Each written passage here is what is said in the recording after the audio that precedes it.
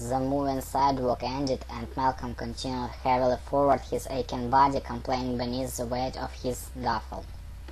His whole life was in that olive bag, hastily packed, then unpacked again at JFK, so that security guards could try to understand why a 22-year-old kid from nowhere, New Jersey, would be holding a one-way first-class ticket to Osaka. Malcolm doubted that they'd gleaned any information from his belongings.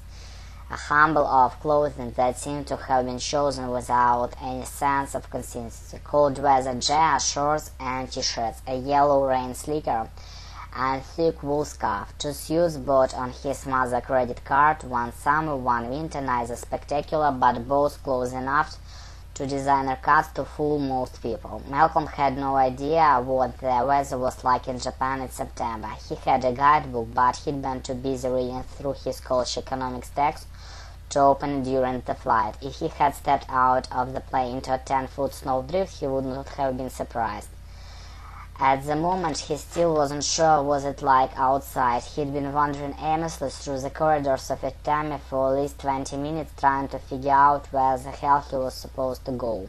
Carney had given him the impression that someone would be waiting for him when he got off the plane.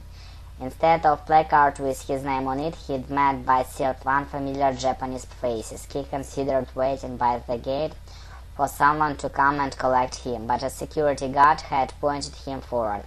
He'd been following pictures ever since. A little black-white character that signaled a lavatory was nearby, symbols for food, water, and every now and then joining a suitcase that told him he was probably heading in the direction of baggage claim.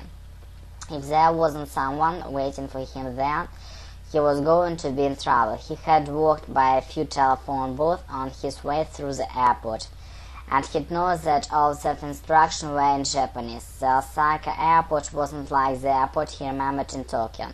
It obviously had been designed for the few Americans who passed through. Malcolm wondered if the city itself was going to be anywhere else as accommodating as Tokyo had been.